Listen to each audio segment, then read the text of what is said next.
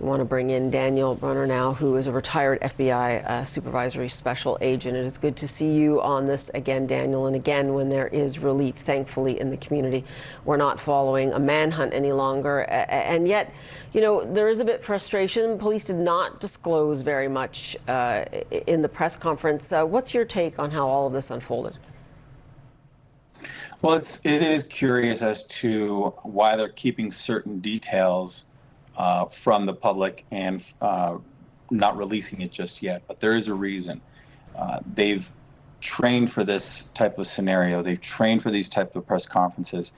The FBI and dealing and leading with other law enforcement agencies have vast experience in identifying how to deal with these situations. Unfortunately, here in the United States, we often have these mass casualty type of incidents, and it's very well documented as to how to proceed through these events. Have a press conference as soon as possible following the event.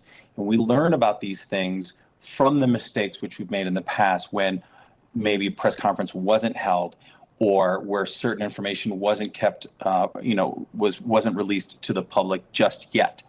But the investigators are nonstop. They're working the scenes, the various scenes as to collecting the evidence.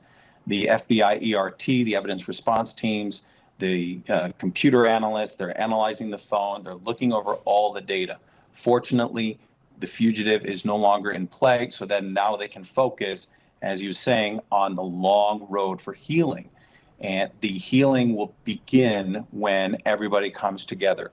The victim specialists are at the FBI are some of the best in the country. They coming up from Quantico and talking to the people and being there to provide assistance for not only the victims' families, but also those who are injured and other individuals who are traumatized by the situation, who've lost a friend, lost a neighbor. They're all going to need help. And that's where this healing will begin, which will go inside alongside the investigative team and putting the pieces together as to why this individual conducted the attack and how he planned it out. How did he purchase the weapons? Where did he purchase the weapons? And why there weren't certain red flags that were brought up early enough and could have prevented the incident. All of this will be lessons learned, which we will help process in moving forward. Yeah, you make a good point, though, in terms of everyone having to come together. I know not being able to have a vigil even, to be in lockdown instead of coming together to support everyone has obviously really hurt a lot of those suffering right now. I do want to point to the fact, though, that it's rather chilling to hear that he may not have died within minutes or even hours after the attack. It's possible he was actually alive perhaps as long as a day and a half before he killed himself. What do you make of that? Listen, at this point, we're all theorizing. Anything is possible. He could have died immediately after. He could have died a day and a half later. We don't know that. That's what the medical examiners working alongside the authorities there in Maine and Lewiston, they're going to determine the time of death. And clearly we know the method of death.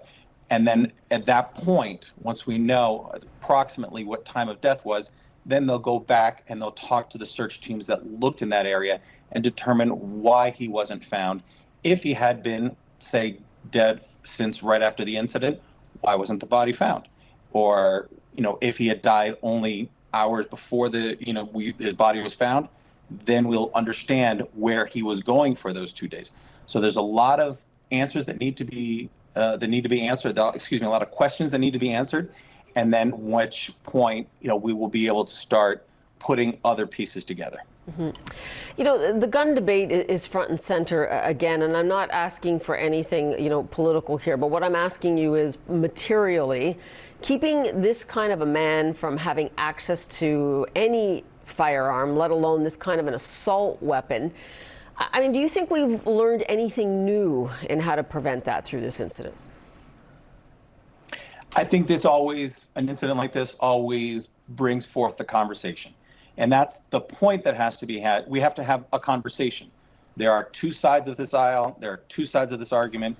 And both sides feel that they're in the best position and say, I'm always right.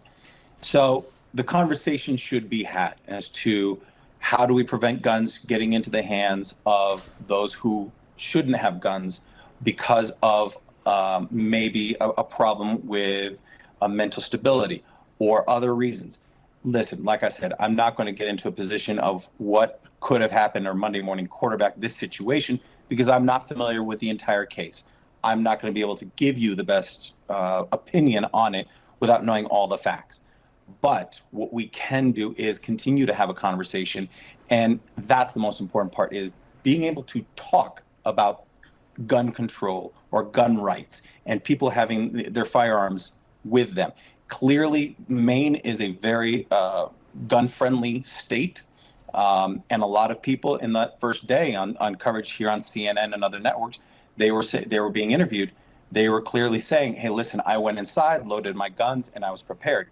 And that's the important part, is being able to protect oneself in your own home. So the conversation could be had in the future. But at this time, I think the most important part is getting together, as we were talking about, is healing, finding out what happened and getting that community to heal.